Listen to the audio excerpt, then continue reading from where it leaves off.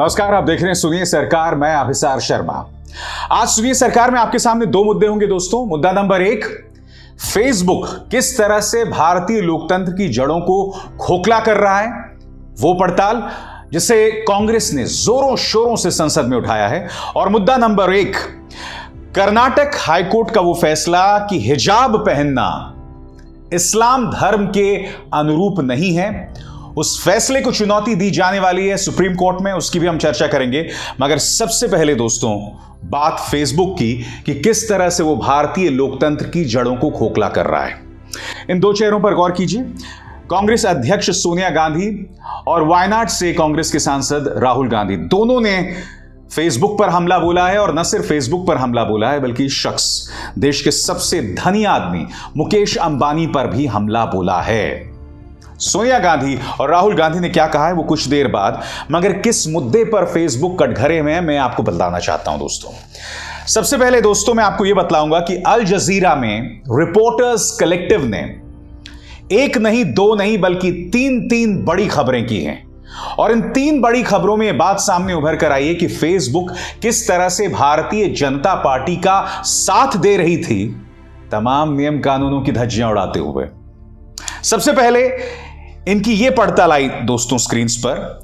इस पड़ताल के मुताबिक देश के सबसे धनी आदमी मुकेश अंबानी की एक कंपनी है जिसका नाम है न्यू जे। न्यू जे को चलाने वाला यह शख्स है शलभ उपाध्याय। कौन शलभ उपाध्याय? वो शलभ उपाध्याय जो कि रिलायंस में काम करने वाला एक पूर्व पत्रकार उमेश उपाध्याय का बेटा है। वो उमेश उपाध्याय जो बीजेपी नेता सतीश उपाध्याय का भाई है। ये लोग एक कंपनी चलाते हैं न्यू जे, और फेसबुक पर खबर के नाम पर ये लोग विज्ञापन चलाते हैं। और दोनों ही विज्ञापन दोस्तों झूठ के बुनियाद पर। पहला विज्ञापन आपकी स्क्रीन पर, और ये खबर के नाम पर चला रहे हैं दोस्तों। पहला विज्ञापन जिसमें कहा गया है कि प्रज्ञा जो है उन्हें अदालत ने दोषमुक्त कर दिया और भारतीय जनता पार्टी ने उन्हें टिकट दिया है। आप साफ तौर पर जानते हैं दोस्तों कि अब भी वो आतंकवाद के आरोपों में घिरी हैं। अब भी उन्हें अदालत बुलाता है, मगर वो हर बार अपने खराब सेहत का जिक्र करते हुए वहां नहीं जाती हैं। दूसरा झूठा विज्ञापन जो न्यू जे चला रहा है कि राहुल गांधी ने मौलाना मसूद अजहर को अजहर जी कहा और आतंकवादियों का सम्मान किया। और यही नहीं, मौलाना मसूद अजहर को लेकर कांग्रेस जो है वो नरमी बरत रही है। वो भी झूठी खबर है। आप जानते हैं राहुल ने अजहर जी तंज के तौर पर कहा था। और क्यों कहा था? वो इसलिए कहा था क्योंकि मौलाना मसूद अजहर और 4 अन्य आतंकवादियों को 1999-2000 में पूर्व अटल बिहारी वाजपेयी की सरकार ने रिहा किया था, क्योंकि काठमांडू से भारतीय विमान को हाईजैक कर लिया गया था और उस विमान को अफगानिस्तान ले जाया गया। यानी कि ये 2 झूठी खबरें। और सबसे धमाकेदार बात यह थी इस खबर में कि जब भी आप किसी पॉलिटिकल पार्टी के पक्ष में कोई अभियान चलाते हैं तो 2 चीजें होनी चाहिए। पहला, उस पॉलिटिकल पार्टी की अनुमति होनी चाहिए। दूसरा, उस पॉलिटिकल पार्टी का उसमें पैसा लगा होना चाहिए। ये दोनों ही चीजें नहीं हो रही थी। और ये काम कौन कर रहा था? देश का सबसे धनी आदमी मुकेश अंबानी, उनकी कंपनी न्यू जे बीजेपी के पक्ष में। दोस्तों रिपोर्टर्स कलेक्टिव ने फिर दूसरी पड़ताल की, और ये और भी शॉकिंग पड़ताल है। इसके मुताबिक भारतीय जनता पार्टी फेसबुक पर जो विज्ञापन करती है ना, उसके लिए फेसबुक उनसे कम पैसे लेता है। यह मेरी खबर नहीं है, अल जजीरा पर रिपोर्टर्स कलेक्टिव की खबर है। वो खबर क्या कहती है मैं आपको पढ़ के सुनाना चाहता हूं। यानी कि कांग्रेस से ये लोग ज्यादा पैसे लेते हैं और बीजेपी से कम। आप बताइए साहब, गुप्त इलेक्टोरल चंदा के नाम पर सबसे ज्यादा पैसा बीजेपी की जेब में जाता है। बीजेपी शायद इस देश की नहीं, इस दुनिया की, कम से कम एशिया की सबसे धनी पॉलिटिकल पार्टी है, फिर भी फेसबुक उनसे कम पैसे लेता है। खबर क्या कहती है दोस्तों? On average, Facebook charged the BJP, its candidates and affiliated organizations 41,844 rupees to show one ad 1 million times. But the main opposition party, the Indian National Congress, its candidates and affiliated organizations had to pay 53,776 rupees, nearly 29% more for the same number of views. Facebook पर अगर आप अपनी political party का प्रचार प्रसार करना चाहते हैं तो आप फेसबुक को पैसे दीजिए, फेसबुक चलाएगा। मगर उन्होंने कांग्रेस से ज्यादा पैसे लिए। कितने ज्यादा पैसे? 29% ज्यादा। यही नहीं दोस्तों, कानून यह कहता है कि जितने भी पॉलिटिकल विज्ञापन पेश किए जाएंगे उन सब के पीछे उस पॉलिटिकल पार्टी का पैसा और उनकी रजामंदी होनी चाहिए। मगर क्या आप जानते हैं, भारतीय जनता पार्टी के लिए 23 एजेंसीज उसके नाम पर विज्ञापन दे रहे थे, पैसा दे रहे थे, फेसबुक कमाई कर रहा था। और कांग्रेस के पक्ष में 2 ऐसे एडवर्टाइजर्स थे जो बगैर कांग्रेस की अनुमति के विज्ञापन चला रहे थे। खबर क्या कहती है, मैं आपको पढ़ के सुनाना चाहता हूं। TRC found, TRC यानी the Reporters Collective, TRC found the BJP and its candidates officially placed 26,291 advertisements by spending at least 104 million rupees, for which they got more than 1.36 billion views on Facebook.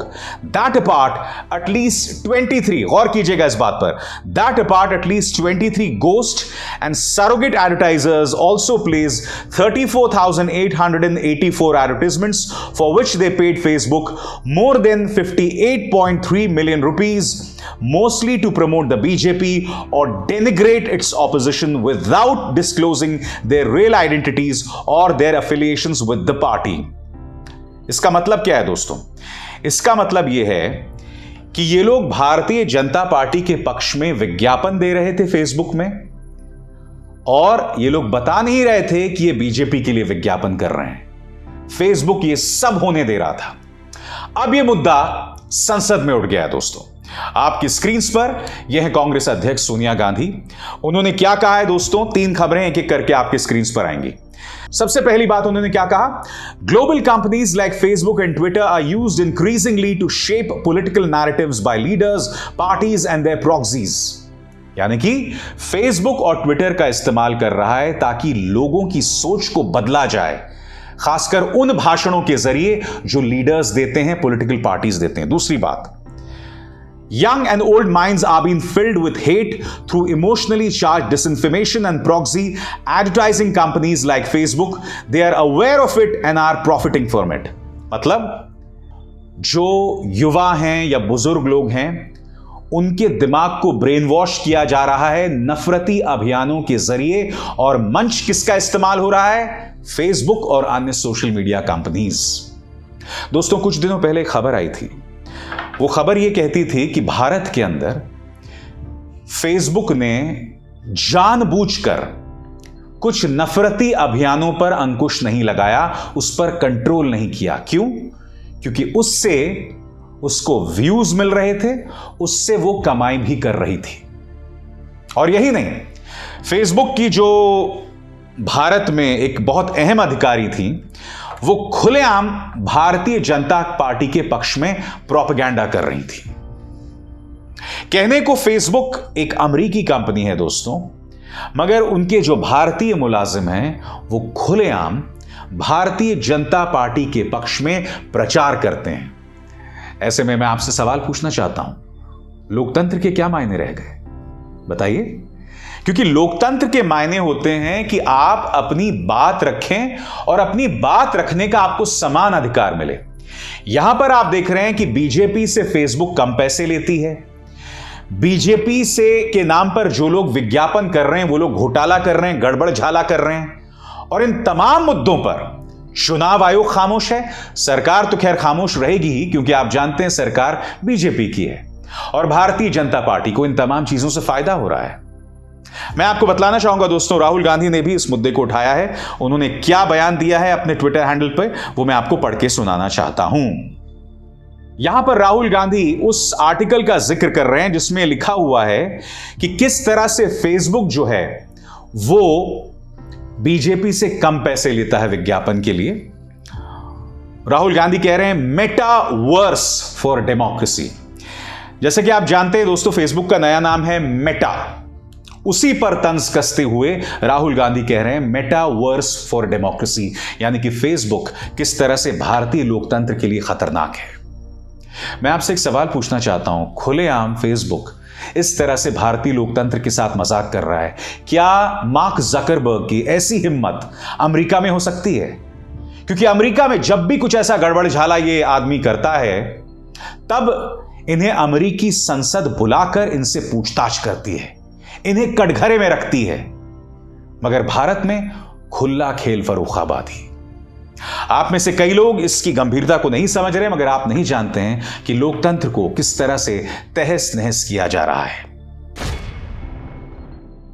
और आज का मेरा दूसरा मुद्दा दोस्तों हिजाब का है। जैसे कि आप जानते हैं, कर्नाटक अदालत ने फैसला सुनाया है और कुछ लड़कियों ने यह गुहार लगाई थी कि हमें स्कूल और कॉलेज के अंदर हिजाब पहनने की इजाजत हो। कर्नाटक की अदालत ने इसे मना कर दिया, यह कहते हुए कि इस्लाम धर्म के अंदर कहीं पर भी यह नहीं लिखा हुआ है कि आपको धर्म के मुताबिक जो है हिजाब पहनने की जरूरत है। अदालत ने यह भी कहा कि इससे यह बात स्पष्ट हो जाती है कि हम किसी भी सूरत में आर्टिकल 15 या आर्टिकल 25, जिसमें समानता का अधिकार और धार्मिक आजादी का अधिकार है, यह किसी भी तरह से प्रभावित नहीं होते हैं। मगर आज मैं अदालत से एक बहुत ही छोटा सवाल करना चाहता हूं। मैं इस पर बहुत लंबी चौड़ी बहस नहीं चाहता हूं, क्योंकि दोस्तों मजहब को लेकर मेरे पास कोई एक्सपर्टीज नहीं है। मैं आपसे एक सिर्फ सवाल पूछना चाहता हूं। यह वीडियो देखिए, यह लड़की उतरती है कॉलेज में, मुस्कान नाम है इसका, और इससे कुछ मनचले जो हैं परेशान करने लगते हैं, उसके सामने नारेबाजी करते हैं। वो बौखला जाती है, डर जाती है, फिर वो अल्लाह अकबर के नारे लगाती है और वो फिर अपने कॉलेज के अंदर चली जाती है और फिर वो लोग जय श्री राम के नारे लगाते हैं। यानी कि लड़की को परेशान किया जा रहा था। एक अरसे से ये मुस्लिम लड़कियां हिजाब पहन के स्कूल कॉलेज आया करती थी, मगर अचानक जैसे ही उत्तर प्रदेश चुनाव नजदीक आने वाले होते हैं, ये लोग इस मुद्दे को उग्र करते हैं और फिर एक सोची समझी रणनीति के तहत हिजाब पहनने वाली लड़कियों पर निशाना साधा जाता है। उसका प्रमाण ये वीडियो। इस वीडियो में आप देख सकते हैं कि जो लोग हिजाब के खिलाफ प्रदर्शन कर रहे थे, वो लोग पगड़ी पहनकर प्रदर्शन कर रहे थे। बाद में वो लोग इन पगड़ियों को निकालते हैं और एक जगह जमा करते हैं, और जमा करते हैं उन लोगों को कुछ हिंदुत्ववादी एजेंसीज के लिए। यानी कि कुछ हिंदुत्ववादी एजेंसीज ने इन पगड़ियों का इंतजाम किया था ताकि ये छात्र ये प्रदर्शन कर सके। मेरा सीधा सवाल अदालत से, यकीनन इसको चुनौती सुप्रीम कोर्ट में दी जाएगी, मगर जिस तरह से लड़कियों को परेशान किया जा रहा था, उनको टारगेट किया जा रहा था, माहौल को उग्र किया जा रहा था, और यही नहीं, भारतीय जनता पार्टी के नेता लगातार झूठ बोल रहे थे। क्योंकि आप जानते हैं उसके बाद एक हिंदूवादी कार्यकर्ता की हत्या हो जाती है और भाजपा के तमाम नेता ये झूठ फैलाते हैं कि इसकी हत्या का नाता हिजाब विवाद से है, जबकि वहां के होम मिनिस्टर और खुद पुलिस कहती है कि उसका कोई नाता नहीं है।